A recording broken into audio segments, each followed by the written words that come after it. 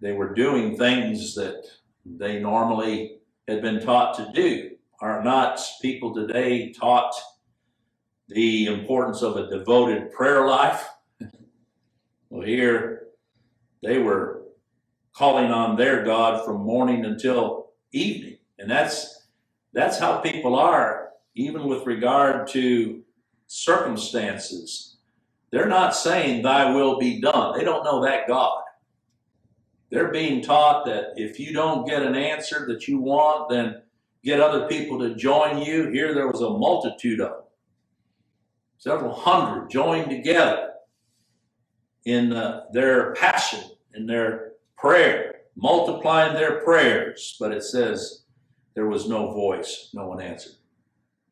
Because their God is not a true God. He's just a figment of their imagination.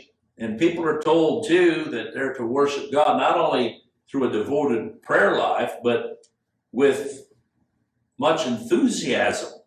This is contemporary worship described back here in the Old Testament, that this worship was to be filled with enthusiasm and an activity. If you compare the difference between what we see in religion today and even under so-called Christian worship compared to those places where God is worshiped in truth, the difference is night and day, because it is. Those that are of the day, where the light of Christ has been revealed in their heart, there's a quietness to their worship. And they're not multiplying prayers as you see in other places, hands raised, crying and weeping, and seeking the blessing of their God. No. Here, because it was not directed to the true God, then it was nothing. I know we've got to leave here and go back, go to work, and pay the bills. There's no easy pass. Just because we're God's children, we're going to face the same trials and afflictions that this world does, whether it's hunger or thirst, even illness, and living week to week, paycheck to paycheck.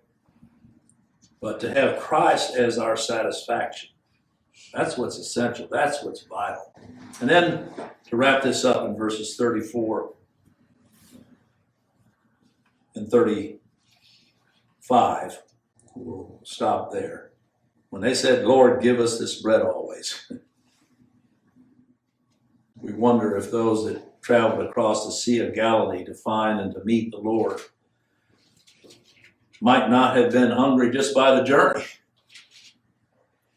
We often are that way, aren't we? It doesn't take long when we're planning our next meal. Where are we going to stop to eat? How long are we going to be before we can sit down? That's just our nature and our character. But again, they addressed our Lord as if their most essential need was filling their bellies. And that's what they wanted always. That really is what they were saying here when they said, Lord, evermore give us this bread. We'd love that. Just have the home delivery to the houses of those that are the Lord's. But that's not why he came.